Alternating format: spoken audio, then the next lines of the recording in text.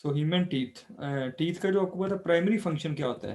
Primary function होता है food को होल्ड करना and cut.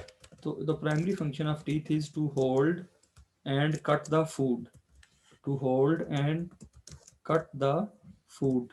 It is the primary function of human tooth. So ये आपको पता होना चाहिए। It is the primary function, बल्कि ह्यूमन का किसी भी दांत का, कोई भी जो दांत होता है उसका जो प्राइमरी फंक्शन क्या होता है? To cut and hold and cut the food. इसका प्राइमरी फंक्शन है। It is the hardest bone, जो दांत है it is the hardest bone of human body.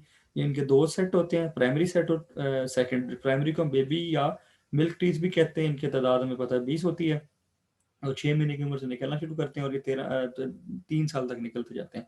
फिर जैसे तकरीबन 12-13 साल की उम्र में जाके फिर ये आपके दांत क्या होते हैं, जो मिल्क टीथ है गिरना शुरू हो जाते हैं। ये बारी बारी गिरते हैं और फिर इनकी जगह पे परमानेंट या सेकेंडरी टूथ इनको रिप्लेस कर देते हैं। जो परमानेंट टीथ होते हैं ये एडल्ट में होते हैं और इनकी तादाद 32 होती है। और ये फिर जैसे ही मिल्क टीथ गिरेंगे निकलना शुरू हो जाएंगे। इनकी 4 किस्में होती हैं। इंसाइजर जो आपके फ्रंट पे होता है ये 8 दिन की तादाद होती है। ये फूड को कट करने में हेल्पफुल होते हैं। उसके बाद कैनाइंस आ गए, कैनाइन को हम कस्पेट भी कहते हैं। इनकी तादाद 4 होती है। ये भी फूड को कट और करने में और होल्ड करने में हेल्पफुल होते हैं। उसके बाद प्री मोलर्स आ गए, प्री मोलर्स की तादाद 8 होती है। उसके बाद आगे मोलर्स, मोलर्स आपकी तादाद 12 होती है। ये क्या करते हैं? वाइड एंड फ्लैट होते हैं। एक्चुअली जो खुराक को चबाने का काम है वो आपकी मोलर्स करती हैं। तो ये आपको पता होना चाहिए। इसके बाद विजडम टूथ है। विजडम टूथ के बारे में देखा कि 17 से 21 साल की उम्र से ये निकल सकता है और आगे ऑनवर्ड एज के किसी भी स्टेज में 40 साल तक भी जाके निकल सकता है। तो ये बेसिकली एक एक्स्ट्रा टूथ होता है। फिर ये अब निकलता है, बहुत ज़्यादा पेन होती है तो उसको फिर एक्सट्रैक्ट करवाना होता है।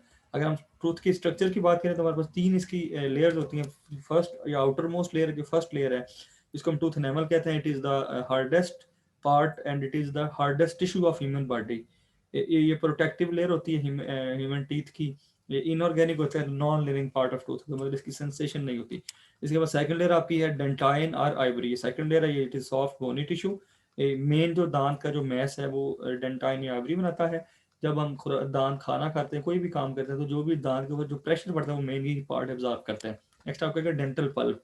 It is a soft connective tissue which contains nerves and blood vessel. जितनी भी आपको आपके ब्लड को आपके जो दांत है उसको जो ब्लड सप्लाई आ रही है वो तमाम की तमाम इस डेंटल पल्प के मौजूद अंदर अंदर मौजूद होती है। प्लस जितनी भी आपकी नर्व्स हैं जो आपके दांत के साथ अटैच हैं वो भी सारी की सारी डेंटल पल्प के अंदर ही मौजूद होती हैं। और लास्ट हमारा क्वेश्चन है सीमेंटम। सीमेंटम क्या है? जो आपका दांत है इसको जो गम के साथ अटैच करती है जो चीज़, वो है सीमेंटम। तो ये हमारे पास है ह्यूमन टीथ से रिलेटेड क्वेश्चन। इसमें जो मोस्ट इंपॉर्टेंट है वो आपको दांतों की तादाद पता होनी चाहिए। और ये कदा पूछ लेते हैं कि हार्डेस्ट बोन के या दांतों की लेयर के बारे में। तो ये आपका इंपॉर्टेंट क्वेश्चन है। इनमें देख लें अगर आपको कोई क्वेश्चन, मतलब आपको एग्जाम में आपका इन्हीं इन्हीं से रिलेटेड ही क्वेश्चन आपका आ जाता है। तो ये आपको इन चीज़ों का फिंगर टिप्स पे होना